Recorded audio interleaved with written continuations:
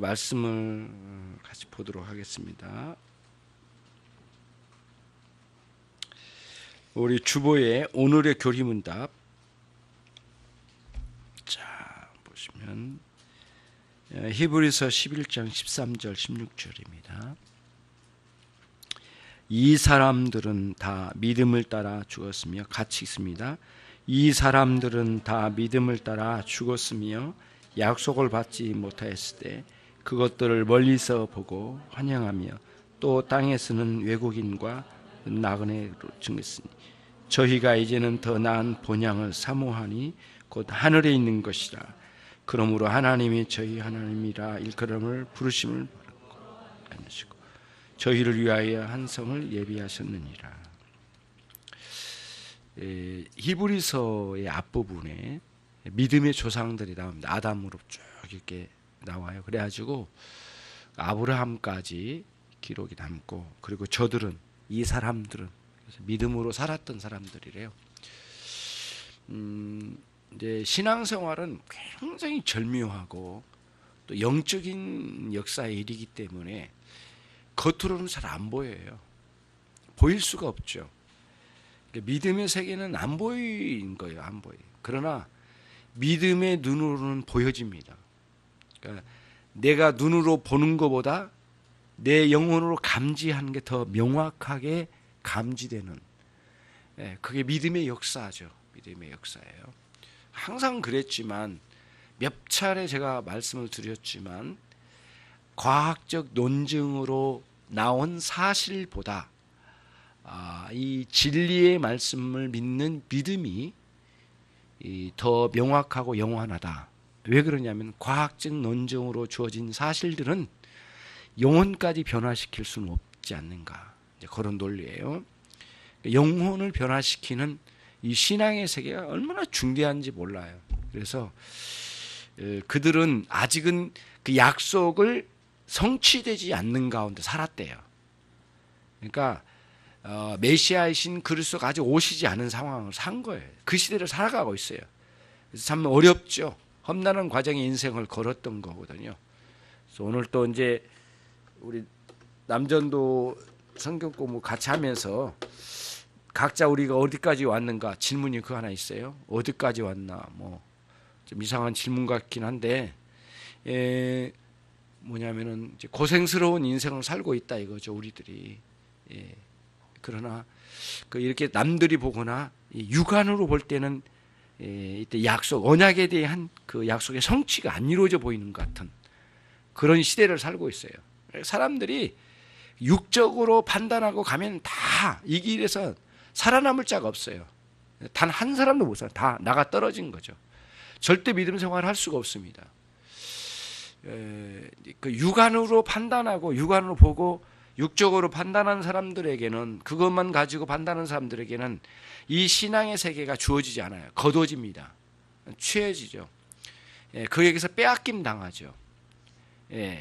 하나님 주님께서도 말씀하셔요. 있는 자에겐 더 많은 것이 채워진단 말이죠. 그 논리거든요. 없는 자에겐 더 없어지게 될 거다. 무슨 뜻이냐면은 영적으로 이 시대, 우리 상황, 우리 인생을 볼 수 없는 사람, 보지 않으려고 한 사람들은 결코 이렇게 열려지지 않아요. 그래서 힘써서 우리들이 믿음의 세계에서 말하려고 하는 게 뭔지를 자꾸 파고 들어가야 돼요. 둘 중에 하나거든요. 이게 사실인지 아니면 사기치든지 둘 중에 하나예요. 둘 중에 하나 아니겠어요? 수천 년 동안 사기친 게 맞는 건지 꿰뚫어 보는 거지, 가는 거죠. 그런 어떤, 사실은 사람들은, 오늘날 사람들은 어느 시대나 그러지만 사람들은 비겁해요. 다 속에 비겁함이 있거든요.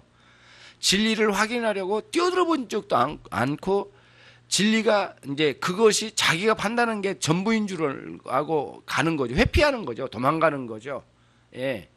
보통 비겁한 게 아니에요. 진리를 맞대응해서 정면으로 가려고 하면 돌아가는 거죠. 그러니까 정말 영적으로 판단해서 길인지 아닌지를 보는 거예요. 공리주의에 다 빠져 있어요. 대부분은. 공리주의가 뭐냐면은 그런 거예요. 자기가 좋고 자기 느낌이 안 좋으면 다 버려요. 하나님도 버립니다. 교회 다닌다고 하나님을 믿는다라고 말하면 웃기는 소리예요. 그거 아니에요. 나는 교회 다니는 사람이 굉장히 많은 사람들이 하나님을 모욕하면서 주님을 섬기지 않으려고 교회 다니는 사람이 이럴 거라고 나는 생각해요. 그렇게 가도 과언이 아니에요. 그러니까 너무 안타깝죠. 그러니까 강단에서 이야기하거나 말씀을 들으면 안 돼요. 되지를 않는 거예요. 예. 보네포의 이야기가 그거예요. 자꾸 망상에 빠진대요. 언젠가는 좋은 날이 있겠지. 그러면서 현재 주어진 은혜를 사모하지 않고 들어오지 않고 나가지 않고 추구하지 않는 거죠. 그게 그렇게 육적으로 살다가 어느 날 불현듯 죽음이라는 것이 내 발등 앞에 떨어질 때는 이미 끝난 거죠. 굉장히 당황스럽고 후회스럽고 너무너무 황당한 일이 막 일어나는 거죠. 죽음은 항상 누구에게나 발 앞에 있는 건데 탁 자기 성큼 다가와 버리면 끝나는 거죠. 예. 이게 뭐 다 되는 거 아니죠. 그런 걸 우리들이 보는 거예요. 참 사람들은 그런 거죠. 아까도 말했지만 보네포의 이야기가 그거예요. 사람들은 10년 후에 뭐가 될 거다, 20년 후에 될 거다 이렇게 이야기한대요. 예.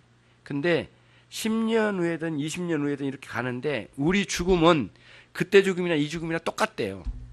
사람들은 10년 후에 뭔가 잘 이루어지고 뭐 올 거라고 하는데 이렇게 아니에요. 근데 그런 식으로 자꾸 우리들이 현실에 있는 직면하고 있는 주님의 메시지 부르심에 대해서 도망가는 사람들이에요. 너무 많은 사람들이에요.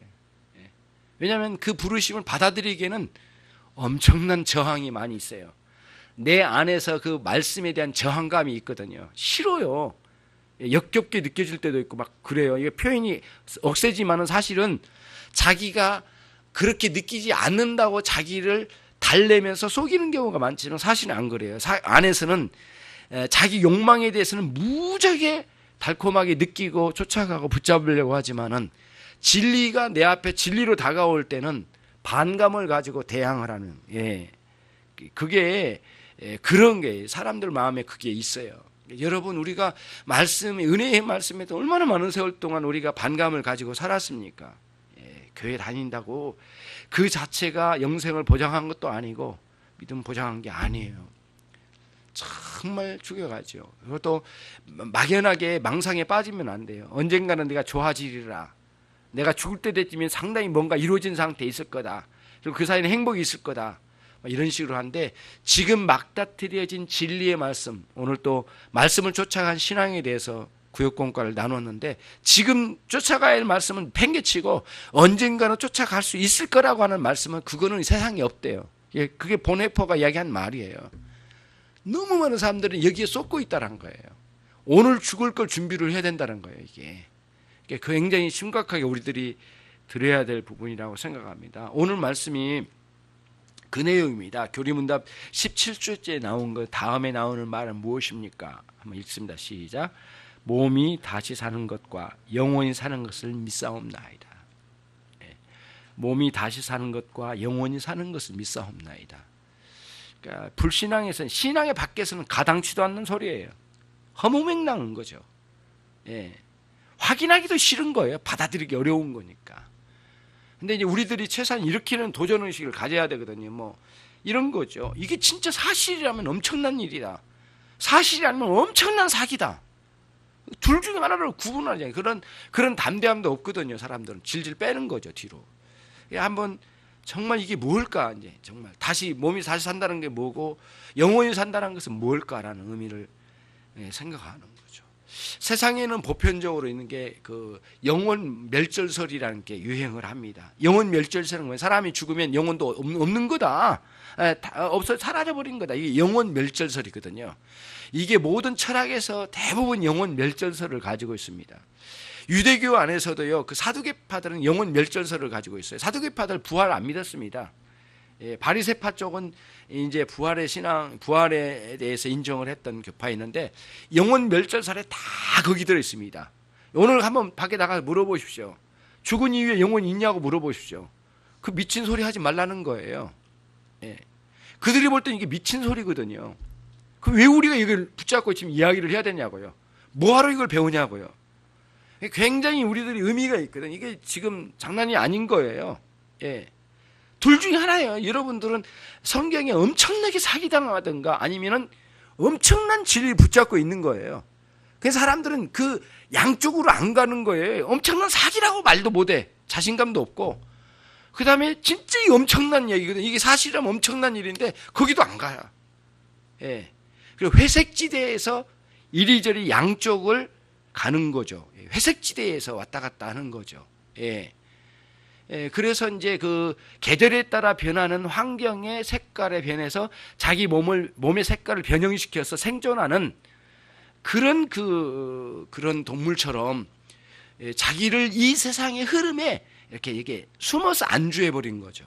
이게 엄청나게 어리석은 삶이죠. 이게 깨어 있어야 될 부분인데요. 그런 거거든요. 그거를 본 겁니다. 그래서 여러분 주의를 이야기하고, 왜냐면 난 개인적으로 나오지 않으면 이야기 또 해요. 근데 주의를 이렇게 쉽게 빼먹는 경우, 나는 이제 뭐 다른 교회 다인분들과 이제 간섭을 못 하겠지만은, 나는 그 모든 면에서 그의 신앙은 인정되지 않아요. 주일은 필사적으로 주의를 지켜가시는. 네, 주일 지킨 것으로 만족할 수도 없어요. 또 정말 오늘 주신 말씀이 그게 나를 향한 메시지로 들을 줄을 모르고 자꾸 남의 이야기로 듣는 거죠. 건성으로 지나간 소리죠. 그렇죠. 그러니까 자기는 그렇게 표현 안 해요. 자기는 점잖하고 굉장히 인정받고 또 예의도 갖춘 사람이기 때문에 그렇게 말하진 않아. 그러나 그 받아들이지 않는 태도의 전면 뒷면에 뒤에 숨어 있는 내용 뭐냐면 개가 짖는 소리예요. 설교가 개 짖는 소리로 바꾸는 거예요. 예, 열차는 간다. 개는 짖는. 개가 짖어도 열차는 달린다. 누가 유명한 말을 하던데 정말 우스꽝스러운 이야기죠. 전혀 뭐 이게 이제 진리를 향한 그런 태도가 있는 거예요. 여러분 자신을 미워할 줄 알아야 돼. 이때 말한 건 뭐냐면은 정말 신앙으로 살아가려고 하는 그런 그 믿음의 삶에 대해서 미워한 게 아니라 그 말씀에 대해서 반응하지 않으려고 하는 무감각한 상태를 가장 혐오스럽게 느끼는 것. 이게 중요해요. 말씀에 대한 무감각한 것, 그거를 굉장히 혐오스럽게 생각하는 거예요. 예. 의사 선생님이 암이라고 진단했는데도 문제 없다란 거예요. 이런 미련한 사람이 어디에 있어요. 예. 그럼 죽어야지. 뭐 어떻게 방법이 없잖아요. 죽는 것밖에 없잖아요. 예. 그렇게 어쩌다는 거 알아서 해봐라는 거죠.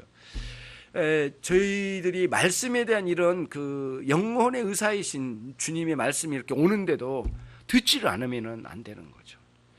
주의를 범하는 것의 목표는 어디냐면 말씀을 안 듣겠다고 하는 항변이에요. 다른 게 아닙니다. 나는 이렇게 갑니다. 나는 주님의 말씀을 안 듣기로 난 작정한 사람이다. 이거를 보여준 겁니다. 자기는 안 그렇다고 하지만 그건 두말할 것 없어요. 그런 면에서 굉장히 도전을 주는 거죠. 그래서 영원히 사는 게 뭘까? 정말 부활이 뭘까 말이죠. 굉장히 의아심이 있어요. 오늘 사실은 이제 이거는 이제 있겠지만은 저는 오늘 어디를 읽으려고 했냐면은 여기를 읽으려고 했어요. 같이 한번 봅시다. 히브리서.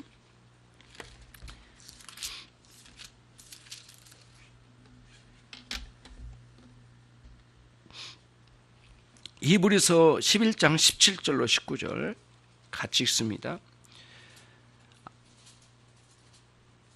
히브리서 11장 17절로 19절. 아브라함은 시험을 받을 때에 믿음으로 이삭을 드렸으니 저는 약속을 받은 자로되 그 독생자를 드렸느니라. 저에게 이미 말씀하시기를 내 자손이라 칭할 자는 이삭으로 말미암음이라 하셨으니 저가 하나님이 능히 죽은 자 가운데서 다시 살리실 줄을 생각한지라. 비유컨대 죽은 자 가운데서 도로 받은 것이니라. 이삭을 바치라는 명령이 참 너무너무 받아들이기 힘든 거예요. 그래서 이게 진짜 하나님 음성인가? 그 다음에 이게 하나님 뜻일 수 있는가 말이지. 근데 거기를 어떻게 해석했다고 듣고 난 뒤에 이삭이야말로 너의 자손이라고 주신 약속의 말씀을 통해서 그걸 믿고 있으니까 그 믿음을 바탕으로 그 계시의 말씀을 바탕으로 오늘 이 아이가 죽는다 하더라도 살리시는 하나님, 죽은 자 가운데서 살리신 하나님을 믿는 믿음을 가졌대요. 다시 말하면 오늘날로 말하면 무슨 신앙? 부활의 신앙이에요. 아브라함의 믿음의 본질 속에는 부활의 신앙이 있다는 거예요.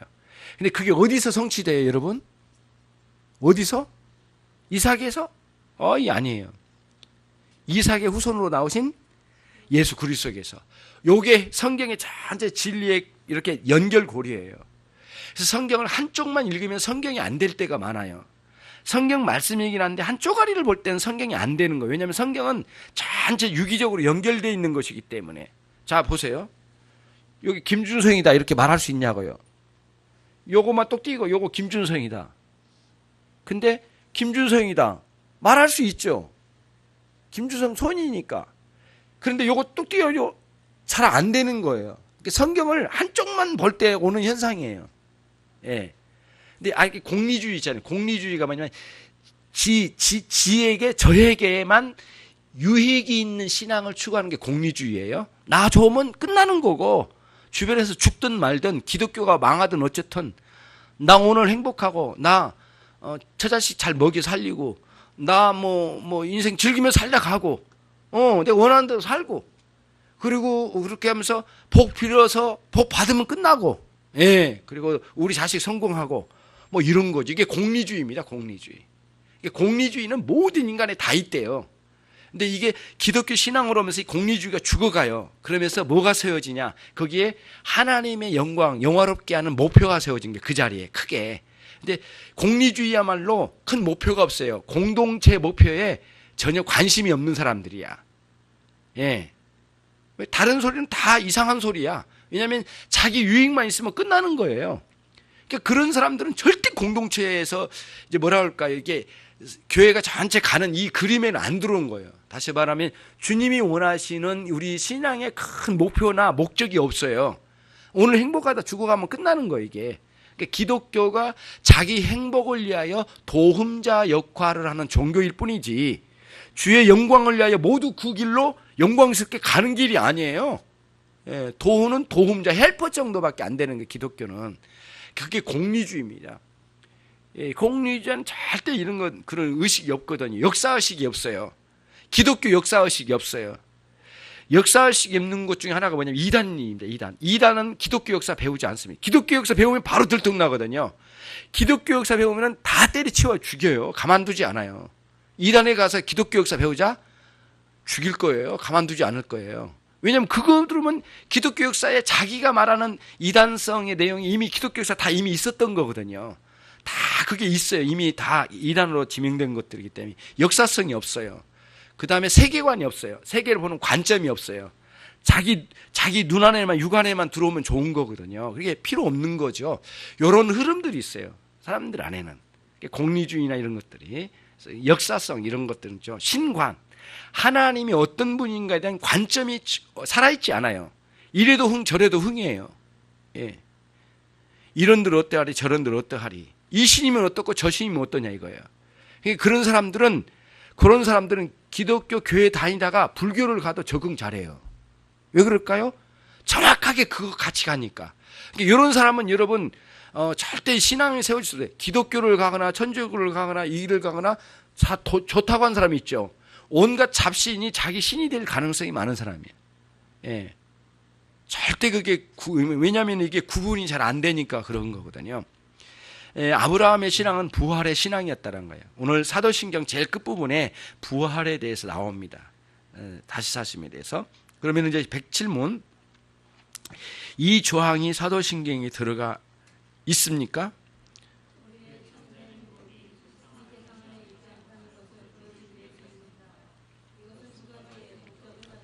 예, 자 그러면은 이 세상에는 참된 행복이 있다 없다? 있다 없다 대답을 하세요. 있다 없다? 없다에 속한 거 없다. 다시 말해요. 저를 따라서 하세요. 이거 안 되겠네. 좀 유치하지만 이 세상에는 따라서 이 세상에는 참된 행복이 없다. 거기서 왜 그렇게 힘이 쭉 빠져요? 있어야 되겠어요? 없다. 다시 따라서 없다. 없어요. 진짜 없는 거예요. 근데 우리 안에는 그게 있을 거라고 하는 거 자꾸 유혹으로 오는 거예요. 참된 행복이 없어요. 없어. 이 세상에는. 이렇게 영생이란 문제로 도달하지 않으면 안 되는 거예요. 못 가는 거예요. 안 되는 거죠.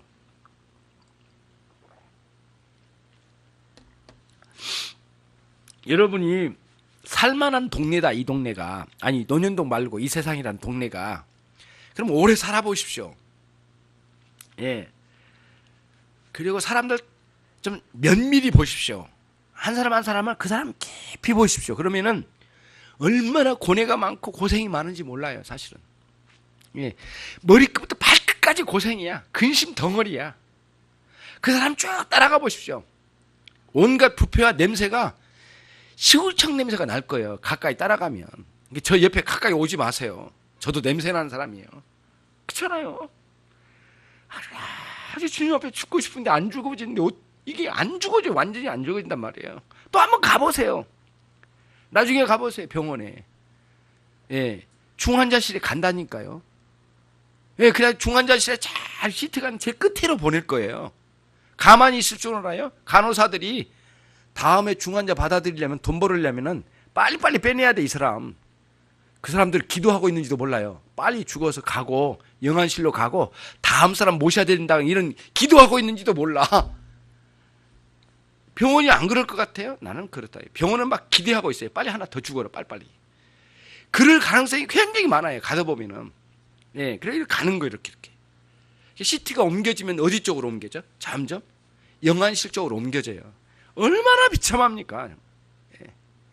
때로는 신방 가지고 그 중환자실 가면 막 목회자인 내가 막 엉엉 울고 싶어요.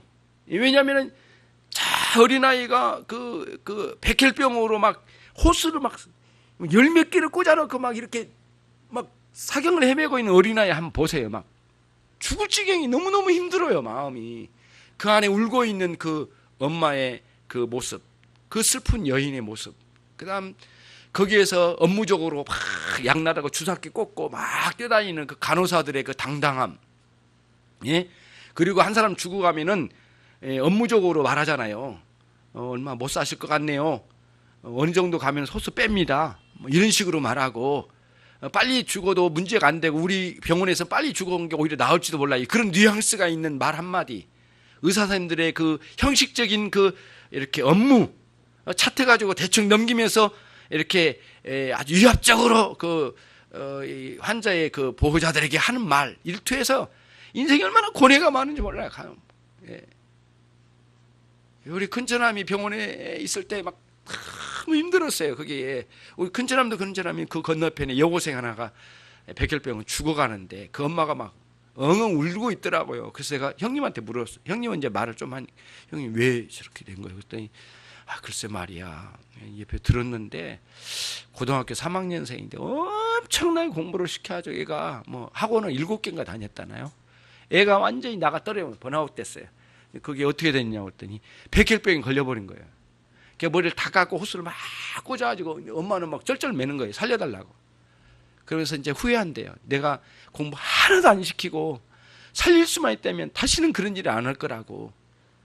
5, 6개 막 온갖 학원을 다 보내면서 얘가 돌아버린 거죠. 완전히 가버린 거죠. 이제 인생이 얼마나 비참한지 몰라요. 사실은 무슨 행복이 있어요? 참된 행복이 어디에 있어요?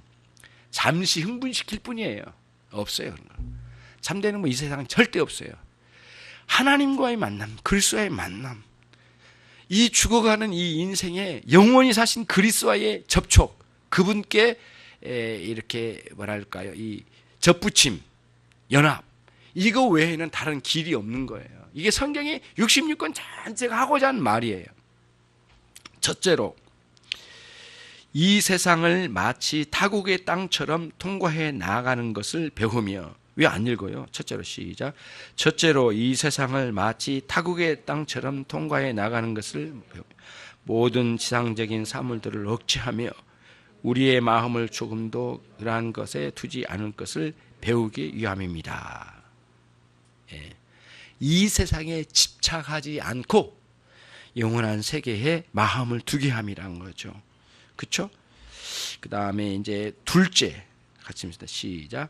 둘째로 우리는 비록 아직 하나님께서 예수 그리스도 안에서 우리에게 베풀어 주신 은혜의 열매들을 완전히 보지 못한다 하더라도 우리로 하여금 용기를 잃지 않고 계시의 날까지 인내로서 이를 기다리도록 하기 위한 것입니다. 이런 소망을 주어서 과정을 이제 하나님께서 부활의 신앙으로 우리를 이끌어 가시고자 하기 위해서 이와 같이 사도신경에 이게 있다는 말씀입니다. 108문. 이 부활은 어떻게 일어납니까? 시작.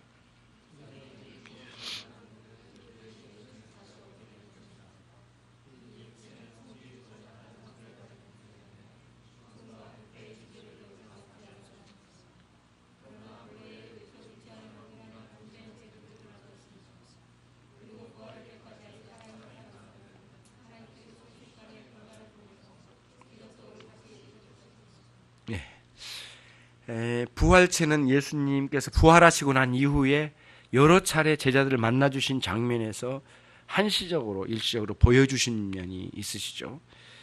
그들이 거기서 이제 우리들이 어떤 그 육체의 변화가 일어나게 될지 그런 변화가 일어나는 거죠. 근데 그런 변화를 말한 거죠.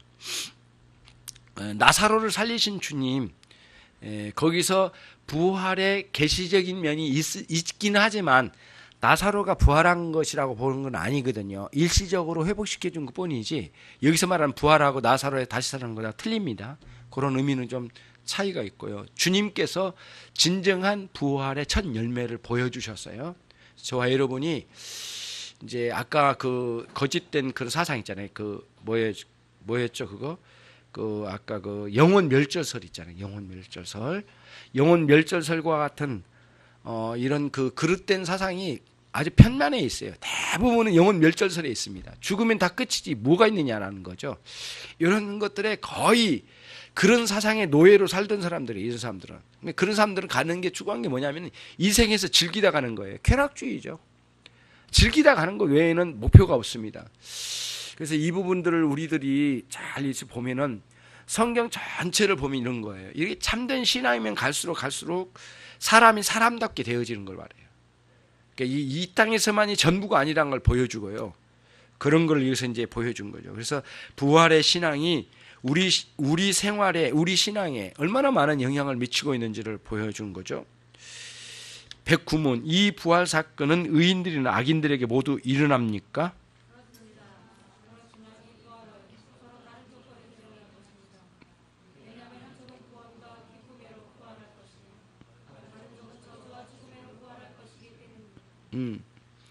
신자나 불신자도 부활한대요. 불신자의 부활은 뭐래요? 저주 심판. 저주의 심판을 위하여 살려준 게 다시 살려놓은대요. 살려놓고 영원한 저주와 심판을 받게 된다는 거죠. 그게 이제 여기서 일어나는 거예요. 이런 형태로. 그럼 우리는 이제 구원과 기쁨의 부활로 부활하게 되겠죠. 이런 큰 그림이 있어요. 그래서 우리가 부활에 대한 설교를 많이 듣기 어려운 게 뭐냐면은 이게 대해서 많이 계시되지 않았기 때문이에요. 왜 그렇다고요? 부활에 대한 설교가 많이 안 이루어진 건 뭐라고요? 부활에 대한 계시의 말씀이 많이 풍성하게 없기 때문에 그래요. 그건 사실이에요. 그러나 부활에 계시된 말씀은 성경 전체 흐름의 맥락이 아브라함도 그런 신앙을 가졌다니까요. 110문. 그런데 이 신앙 고백에서는 왜 영생에 대해서만 언급이 있고 지옥에 대해서는 언급이 없습니까?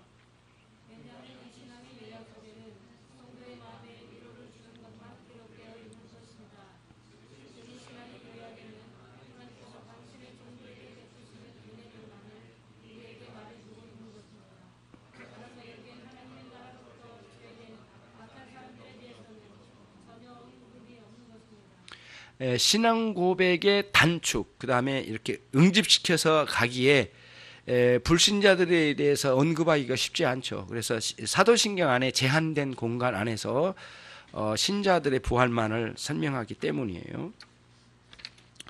자, 우리들 오늘 이제 사도신경 오늘까지 끝냈습니다. 사도신경 끝내고 그 다음으로 이제 111문으로 이제 넘어가겠죠. 이어서 이어지는 그 교리문답을 길지는 않지만 우리가 하나씩 짤막짤막하게 계속 기독교 신앙의 내용을 좀 한 번씩 다뤄나가는 거 굉장히 좋고요. 균형 있게 공부하는 게 중요하기 때문에 필요하다고 봅니다. 기도하겠습니다. 하나님 아버지, 4000년 전에 믿음의 조상 아브라함에게 부활 신앙이 있었다는 사실을 히브리서 기자를 통하여 배우게 됩니다. 자비로우신 하나님, 우리와 아브라함의 신앙의 본질이 같다라는 사실에 굉장히 놀랍습니다. 변질되지 아니하고 그 본질만은 끝까지 유지된 것을 볼 때에 진리의 말씀이 흐트러지지 아니하고 거짓되지 아니하고 지속적으로 선포되어지고 성취된 사실을 보게 됩니다. 하나님 아버지, 미련한 저희들이 좀 더 진리의 세계를 깨달아 알아가게 하시고 주의 성령의 인도하심을 받는 과정들이 되게 해 주옵소서. 하나님, 이제 또 장마철로 인해서 많은 비가 내리고 굉장히 무더운 날씨가 계속된 여름으로 들어왔습니다. 하나님, 우리의 신앙이 게으름과 나태, 그다음에 이런 날씨나 상황에 좌우되어서 늘 핑계 삼아 게으르고 나태함 가운데 있기를 매우 원하는 마음이 우리의 속성인데, 하나님이 저희를 깨우시고 일으켜 세워주셔서 망상 가운데 빠져있지 않고 참으로 진리를 따라 살아가는 사람들이 되게 해 주옵소서. 각 성도들의 가정을 지켜주시고 또 환자로 있는 성도를 일으켜 세워주시고 가족들을 치료해 주시고 자비하신 하나님께로 돌아온 날을 허락해 주시옵소서. 지금 현재 가족을 전도하고 있는 분들도 있습니다. 하나님이 그들에게 큰 용기를 더해 주시고 복음을 선명하게 들려주어서 하나님 주님의 역사하심을 통하여 그들을 하나님 죽음 가운데서 건져 주시옵소서. 예수 그리스도의 이름으로 기도 올리옵나이다. 아멘.